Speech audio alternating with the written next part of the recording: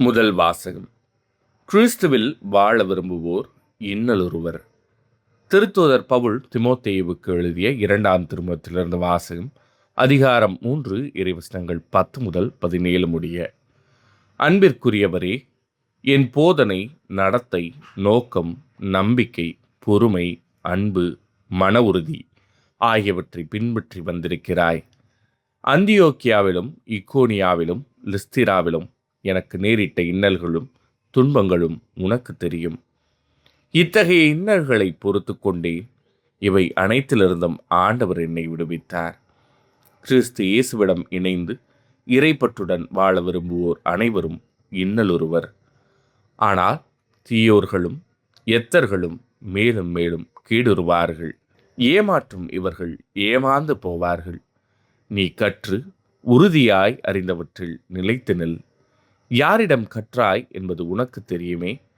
நீ குழந்தை பருவம் முதல் திருமறை நூலை கற்று அறிந்திருக்கிறாய். அது இயேசு கிறிஸ்துவின் மீதுள்ள நம்பிக்கையால் உன்னை மீட்புக்கு வழி நடத்தும் ஞானத்தை அளிக்க வல்லது. மறைநூல் அனைத்தும் கடவுளின் தூண்டுதல் பெற்றுள்ளது. அது கற்பிப்பதற்கும் கண்டிப்பதற்கும் சீராக்குவதற்கும் நேர்மையாக வாழ பயிற்றுவிப்பதற்கும் பயனுள்ளது. இவ்வாறு கடவுளின் மனிதர் தேர்ச்சி பெற்று நற்செயல் அனைத்தையும் செய்ய தகுதி பெறுகிறார். இது ஆண்டவரின் அருள்வாக்கு. இறைவா, உமக்கு நன்றி. பதிலுரை பாடல். உம் திருச்சட்டத்தை விரும்புவோர்க்கு நல்வாழ்வு உண்டு. என்னை கொடுமைப்படுத்துவோரும் பகைப்போரும் பலர். ஆனால் உம் ஒழுங்குமுறைகளை விட்டு நான் தவறுவதில்லை. உண்மையே உமது வார்த்தையின் உட்பொருள். நீதியான நெறிமுறைகள் எல்லாம் என்றும் நிலைத்துள்ளன. திருச்சட்டத்தை விரும்புவோருக்கு நல்வாழ்வு உண்டு. தலைவர்கள் என்னை காரணமின்றி கொடுமைப்படுத்துகின்றனர். ஆனால் வாக்கை முன்னிட்டு என் உள்ளம் நடுங்குகின்றது. உமது திருச்சட்டத்தை விரும்புவோருக்கு மிகுதியான நல்வாழ்வு உண்டு. அவர்களை நிலைகுலையச் செய்வது எதுவுமில்லை. திருச்சட்டத்தை விரும்புவோருக்கு நல்வாழ்வு உண்டு. ஆண்டவரே, நீர் அளிக்கும் மீட்புக்காக நான் காத்திருக்கின்றேன். கட்டளைகளை செயல்படுத்துகின்றேன். நியமங்களையும் ஒழுங்குமுறைகளையும் நான் கடைபிடிக்கின்றேன். ஏனெனில் என் வழிகள் எல்லாம் உமக்கு தெரிந்தவை.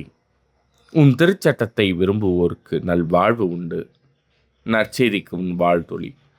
அல்லேலூயா, அல்லேலூயா. என் மீது அன்பு கொண்டுள்ளவர் நான் சொல்வதை கடைபிடிப்பார். என் தந்தையும் அவர் மீது அன்பு கொள்வார்.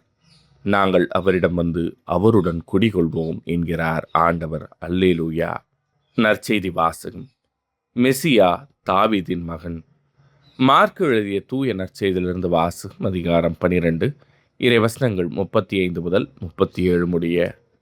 அக்காலத்தில் இயேசு கோவிலில் கற்பித்துக் கொண்டிருக்கும் போது, மெசியா தாவீதின் மகன் என்று மறைநூல் அறிஞர் கூறுவது எப்படி? தூய ஆவியின் தூண்டுதலால் ஆண்டவர் என் தலைவரிடம், நான் பகைவரை உமக்கு அடிபணிய வைக்கும் வரை நீர் என் வலப்பக்கம் வீற்றிரும் என்று உரைத்தார் என தாவீதே கூறியுள்ளார் அல்லவா?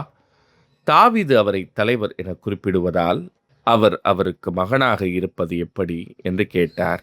அப்போது பெருந்திரளான மக்கள் இயேசு கூறியவற்றை மனமுவந்து கேட்டுக்கொண்டிருந்தார்கள். இது ஆண்டவரின் அருள்வாக்கு. கிறிஸ்துவே, உமக்கு புகழ்.